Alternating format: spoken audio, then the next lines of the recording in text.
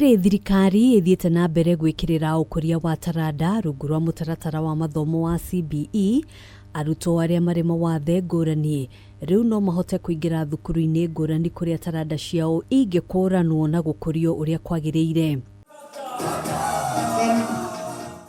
Ni thutha wa Ceceni ya guthurima ciana iria ciri mawathe bururi-ini wa KISE kuruguria mutaratara uria urihotithagia arutani guthurima taranda cia arutwo niguo kumahotithia kuingira thukuru-ini iria imagiriire. It's a game changer in the education sector because it will be standardized.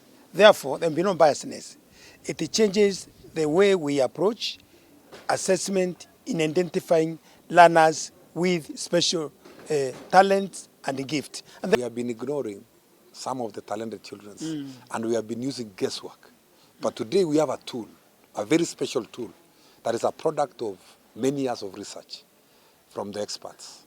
And we are saying now, all gifted children, all talented children will be assessed using this tool to identify what strengths they have in what areas. Akiaria hindi ya kuruguria mitaratara ino, mwandiki mukaru ministry-ini ya githomo Julius Bitok atariirie ati ministry ya githomo igokorwo ikirutithania wira na kamiti ya kwandika wira arutani TSC niguo gutigirira arutani ni mathomithio uria mabatie kurutithia mitaratara ino wira. The process has begun. We shall continue building capacities to use this tool with our teachers. And we are going to start with our special needs schools.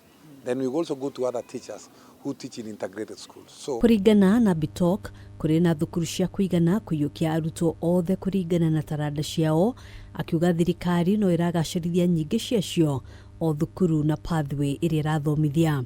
Any learner with special needs have opportunities either in special needs schools or integrated schools around the country. And the government is cognizant of that fact. And we are saying no learner should be left at home because of disability or any challenge. Because now we have enough opportunities. We have enough capacity to take care of all learners, whether they have special needs or they have no special needs. The government is taking care of everybody. Hadwini Hakameme TV, Jitako Gena, Wawadiro.